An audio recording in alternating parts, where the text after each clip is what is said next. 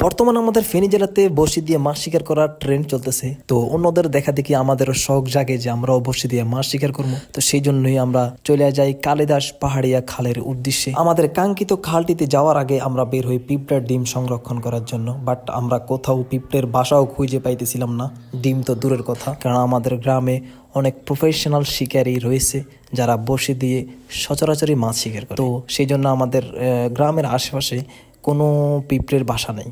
তো আমরা গ্রাম থেকে একটু আউটসাইডে গেলাম। আউটসাইডে গিয়ে অনেক কষ্ট করে খোঁজাখুঁজির পর অনেকগুলো পিঁপড়ের বাসা থেকে ডিম সংগ্রহ করতে থাকি আর পিঁপড়ের কামড় খাইতে থাকি। ভাই লাল লাল এই পিঁপড়াগুলোর কামড় যে এতটা মারাত্মক লেভেলের কষ্ট দেয়, এটা আসলে যারা কামড় খাইছেন তারাই বুঝতে পারবেন। তো যাই হোক, উপরে যেই বাসাগুলো ভাঙতেছে দেখতে পারতেছেন আমাদের বড় ভাই রোমাল। তো উনি এইসব কাজে খুবই এক্সপার্ট। তো ও আমাদেরকে হেল্প করতেছিল পিঁপড়ার বাসা থেকে ডিম কালেক্ট করাতে। তো মোটামুটি সবচাইতে কষ্ট বেশি রোমাল ভাই করছে।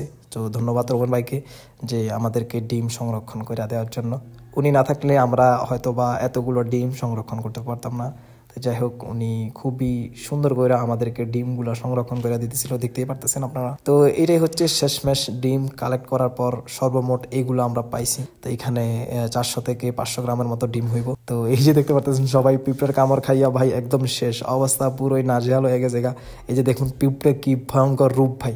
তো আমরা সবাই বাসায় চলে যেতেছিলাম, কারণ এরপর দিন সকাল সকাল আমরা যাব কাঙ্ক্ষিত সেই কালিদাস পাহাড়িয়া খালের উদ্দেশ্যে। সবাই খুবই হ্যাপি ছিলাম। দেনের পরের দিন একদম সকাল সকাল গিয়ে আমরা এখানে উপস্থিত হই কালিদাস পাহাড়িয়া খালে। দেখতে পারতেছেন পানি একটু কম, সুন্দর একটা ওয়েদার ছিল মাছ শিকার করার জন্য। তো আমরা সবাই বড়শি ফেলে অপেক্ষা করতেছিলাম মাছ কখন ধরবে। সেই জন্য এই সময়ে ঘটে একটা অনাকাঙ্ক্ষিত ঘটনা, যেটা আমরা কখনো এক্সপেক্ট করি নাই। তো দেখতে পারতেছেন হাজার হাজার মানুষ নদীতে নাইমা গেছে মাছ ধরার জন্য। আমরা কি বড়শি ফালায় বসে রয়েছে, ওনারা হাত দিয়া মাছ ধরতেছে, কেউ টেড়া দিয়ে মাছ ধরতেছে, কেউ কোঁচ মাইরা মাছ শিকার করতেছে। না জানি মাছগুলা জ্বর উঠছে নাকি কি হয়েছে, কেউ বলতেছে ওষুধ দিছে, বাট কি হয়েছে সেটা আমরা জানি না। মাছগুলা সবগুলা ভাসতা ছিল, মনে হতেছিল যেন কোনো একটা পুকুরে মাছ কেউ ছাইরা দিছে, মানে কি মাছ কেউ পালতাছে এরকম।